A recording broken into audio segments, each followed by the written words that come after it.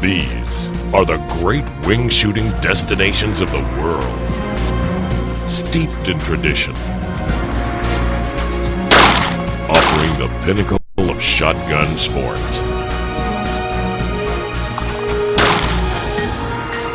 Tour the planet with us. Hi, I'm Chris Batha. Welcome to Dundee, South Africa, the home of some of the world's finest wing shooting adventures. To the uninitiated, talk of a South African safari means big game like kudu and gemsbok. And to be certain, these adventures are exciting. But to the unflagging, devoted wing shooter, a South African safari means the chance to hunt some of the most exotic game birds on Earth. Chris Batha is with Bird Hunters Africa, near the town of Dundee in the heart of Zululand, South Africa. Over the next couple of days, he will experience all that South African wing shooting has to offer. Very few people know about the variety of bird shooting that there is to be had here. It's becoming more and more known through television shows and articles and magazines, but up until now, I believe it's one that it hasn't been recognized for its true potential. First up is the big, loud, glamour attraction that entices hunters to travel all the way to South Africa. We're going guinea fowl hunting, driven guinea fowl. I'm really looking forward to it. This is the first time for me. I think you'll find it as exciting as I am going. Basically, the way I'd compare them to is would be just a smaller version of a wild turkey in the United States. They actually flock and behave exactly the same. The fact that they managed to what we call dog them in or blank them into some cover crops or woods and then drive them is amazing. Can you imagine trying to get a flock of wild turkeys together? Okay guys, with guinea fowl, they are a highly intelligent bird, okay? You're not just going to waltz out there and get a flock of guinea fowl to fly over you. If they see you, it's over. If they hear you, it's over. So if you don't want the birds to fly over you, make a noise, they'll fly over your neighbor. Okay, we're going to go up, we're going to creep into position. It's not quite as elegant as pheasant shooting. We're going to creep into position, the boys are behind, and then they are going to beat the birds over the guns. Okay. In Europe, you'll be driven to your pegs and just, allocated to your pegs. Here, it's a little bit of fieldcraft. The birds are so wary that if you talk too loud or if you approach them from the wrong direction, you're going to bump the covey or bump the flock and you aren't going to get any shooting. So you have to literally take some circuitous routes and come round, and some of them are pretty arduous. We climbed fences and there was rocks and holes and God knows what else, and we worked hard just to get to your peg. And by the time you got there, you're limbered up enough, ready to shoot. You got to work for your birds at this game. Wow. This is a safari, a bird safari. I've never worked so hard to shoot in my life. These are tough critters. The guinea fowl shooting starts off with feed. We feed the guinea fowl in the areas where they like to naturally hang out. That makes it a little more guaranteed for us that they're going to be there every day. The second thing is you've got to know where they roost at night. So we check the night before and we put them to bed. The following morning when they wake up, we find them on the ground around the roost, and we leave one of our experienced beaters with a radio, and he will nursemaid that flock until we are ready to shoot it. Basically, he'll follow that flock around until we are ready to come up to him.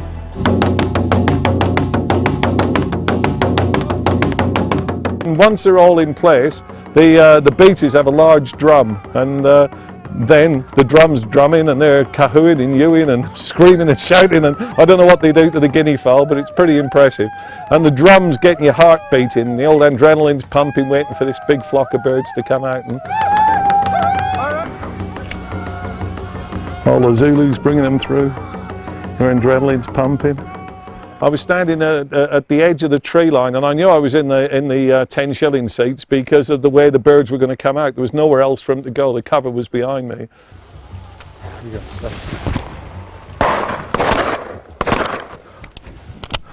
Hey! A guinea fowl!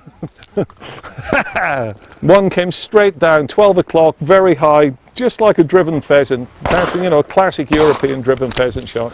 And once again, second barreled that one, but I crunched it and knocked that down. So now I was feeling pretty satisfied with myself, because our host, Mark Haldane, had been giving us quite a bit of critique about our performance on the guinea fowl. So I felt a little happier having knocked 2 down. A lot of work for 1 or 2 birds, but when you say how magnificent they are, you know, it's well worth the trip and well worth the effort that everybody puts into making it happen. Really nice, you know. I must be getting good. I headshot it. So was a lifetime of training helps. This is the bird everyone comes here for. It's the most challenging, one of the hardest to hit, very difficult to judge a lead on. Requires a lot of beaters, a lot of effort, starts off with a finely tuned war plan and ends up in disorganized chaos. Fantastic drive. As I say, that drive for me, I was in the 10 shilling seats and I was in the action, and what more can you do? You wouldn't want to shoot any more than 2 or 3 of these birds. I mean, they're magnificent. And, you know, it's about experience, not numbers, and it was a great experience. Chris Batha is on the wing shooting adventure of a lifetime, South Africa. Already, Chris, hunting with Bird Hunters Africa, sampled guinea fowl, considered the crown jewel of bird hunting in South Africa. Typically at the end of a hunt, we will ask our hunters what was their favorite type of shooting, and very often they'll say guinea fowl. The bags aren't always that big. We'll average 5 to 8 birds a gun if the guys are used to them, but it's very often rated as our best. But now for something completely different.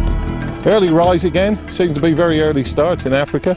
So after breakfast we come down to some marshes or bogs and started the lined up and proceeded to walk through 2 foot to 4 foot deep of water and mud and shot snipe.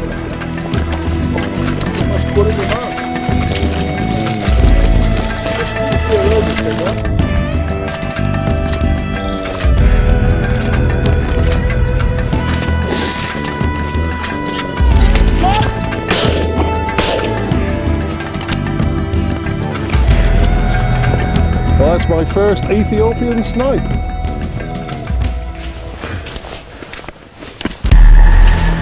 This is an Ethiopian snipe. Wow. pretty little bird. Pretty bird, but look at the camouflage for this kind of reeds and marshes. Yeah. But the snipe are a small but attractive Ethiopian snipe, migratory bird here.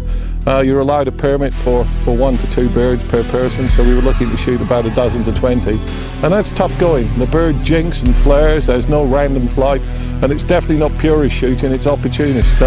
People talk about an instinctive shot, every one of them was instinctive or reactive.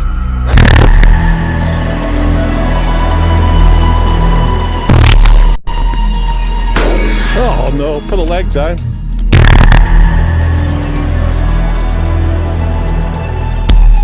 Well, that was a long shot, but you got to take every opportunity you can. You know, these birds, they do what they want to do, not what we want them to do, and it's an opportunity, you know.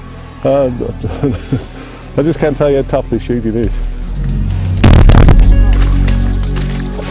You see them all getting up?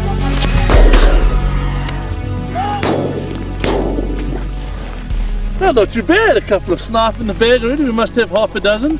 Beautiful bird, isn't it? Yeah. But they come down here to breed. But they'll start breeding very shortly now. It's just prior to their breeding season. They're typical of snipe in Europe, you know. They're obviously European snipe. They fly, you know, that jinking and, you know, just mixed up, erratic flight pattern. It makes them difficult to shoot.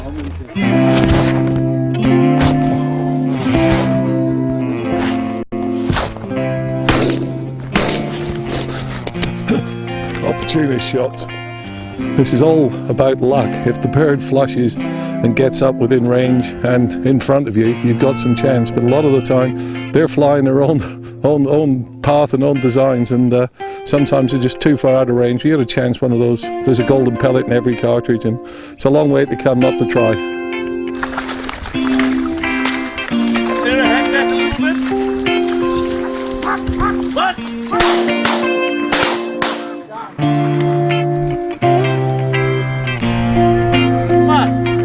it was really a nice bird. They're so fast, they jig and jag, it's unbelievable. It's almost luck, quite frankly, getting these things. You do get a chance for a second shot. They tend to circle back and give you a second shot at them, although most of the time you miss those as well. I did go through about a box of shells and hit a few this morning, so I can say I finally put snipe in the bag, and as far as the trip's concerned, I think this is going to be one of the highlights for me. It was very enjoyable.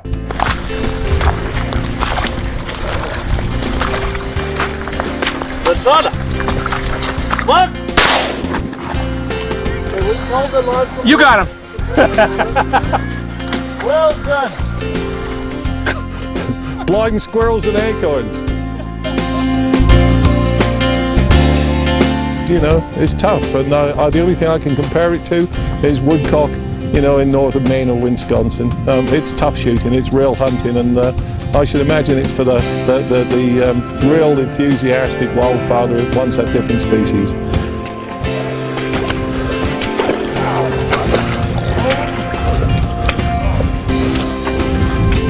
It's plenty deep enough.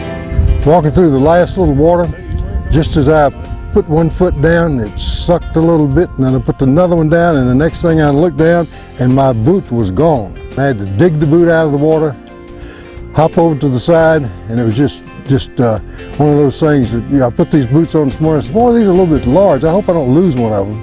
Well, I lost one on the last crossing. Come here a sec, isn't it? You're going to say that you might only shoot a dozen, but you work hard for everyone. It's worth about 20 pigeons.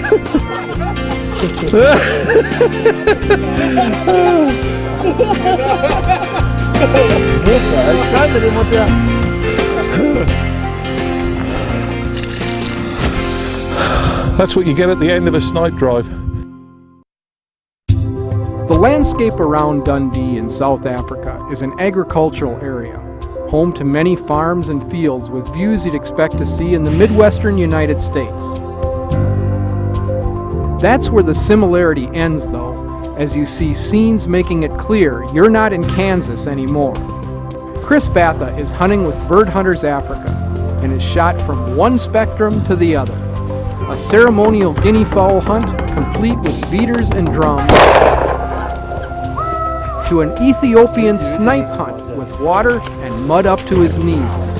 We started this morning, cold, wet, boggy marshes, hunting snipe.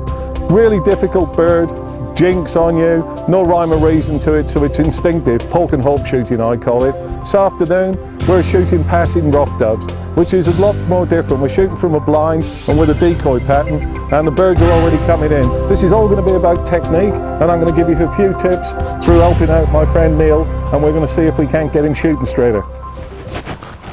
So what we're going to do is open a little gap up here in front of us and use some of these boys to make it more interesting to the thing. Alright, well, we'll see if our new pattern will work. Wait, there's some down now. Right, ready? Take them. Did you get one down? The secret is the 3 R's, rushing ruins rhythm. And if you rush, what's going to happen is you're going to fumble your gun mount, not set your feet. So but the good shot is watching the bird coming into the pattern and using the swivel on your bucket to get your feet right. Then you pick your bird, and the gun mount and everything just must be one smooth move and a shot, because otherwise these birds will see you. If you stand up and then make your move, make your gun mount, they're going to jink and flare off you. So it's all about prior planning prevents poor performance. I think a lot more pigeon shooting than I did before I got here. Shot a couple of days ago and really thought I was doing great, and then Chris today explained to me the nuances of it and the principles behind it, and it sure made a great big difference. Well, they're coming from your left over your head now, 3 of them. They're going to drift in, and I'm going to say now. your eye's the rear sight of a shotgun, yes? So, in other words, where you look is where the gun points. Now, the most important thing is you have to point the gun, match the muzzle speed to the target speed, and then it pretty much takes care of itself. Well, while you're seesawing and teeter-tottering that gun, lifting with the back hand, pulling into the shoulder and coming up, the barrels are going under the target line, over the target line, under the target line, over the target line. And so what happens is you've got a 2/3 chance of shooting under or over the bird. Whereas if you can have a nice parallel mount, yeah, where the bird, you're always pointing at the bird, you know, 60% or 65%, what it is, better off. So the gun needs to go parallel up and parallel down. Not this backhand, start it with the front hand, all the way to the cheek, much better. Neil's old, when I say he's an experienced shooter, he's been shooting a long time, but hasn't had much in the way of tuition. So there's a lot of faults in there, and also he's never decoyed pigeons, that's why we sat together. So we tried to give him a few pointers, moving his feet, setting himself up for the shot, not moving two moves, trying to make the shot in one smooth move up and kill the bird. Explained how the pigeons are gregarious and eat in flocks, and how the right pattern will trigger the feeding instinct. That's how you draw them in, just like ducks to the decoys. And his biggest fault was his gun mount. He seesawed or teeter-totted it. And I worked with him a little bit on that. It's very difficult to sprinkle fairy dust on someone and give it him in a minute, but I explained it to him. He took to it pretty well. Now coming in now. You ready, Doctor? Say when. Oh.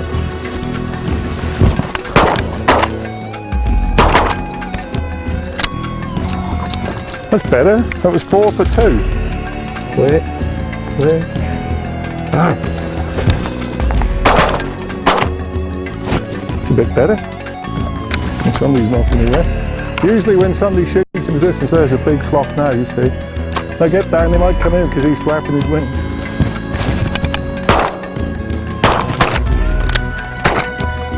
I think we had a very good afternoon. These rock pigeons or red-eyed doves, they call them two different things, are just a very, very difficult bird. They're very wild, and they jink and flare, and any unnecessary movement causes them to become very difficult shots indeed. And he acquitted himself well. I think he took to it well.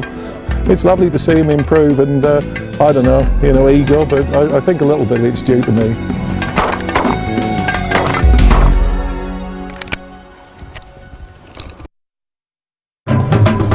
The Dundee region of South Africa is home to some of the best wing shooting opportunities anywhere on the continent.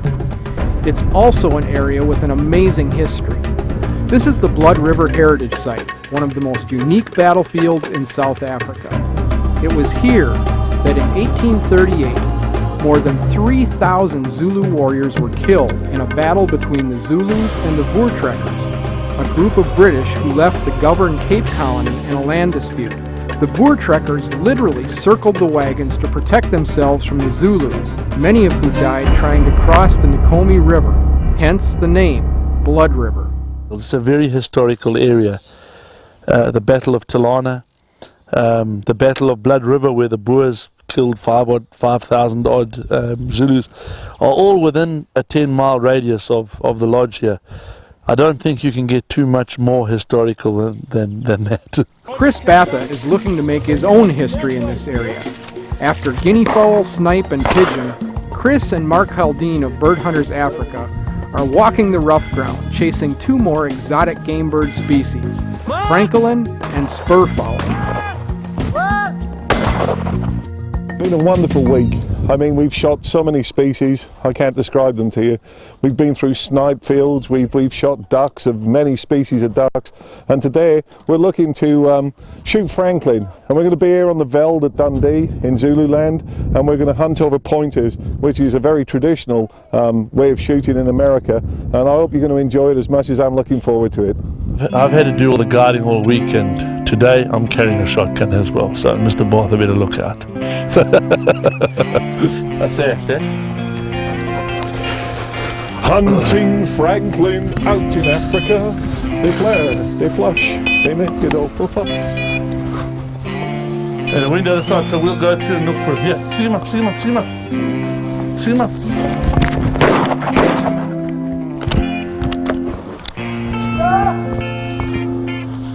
The Swainson's spurfowl.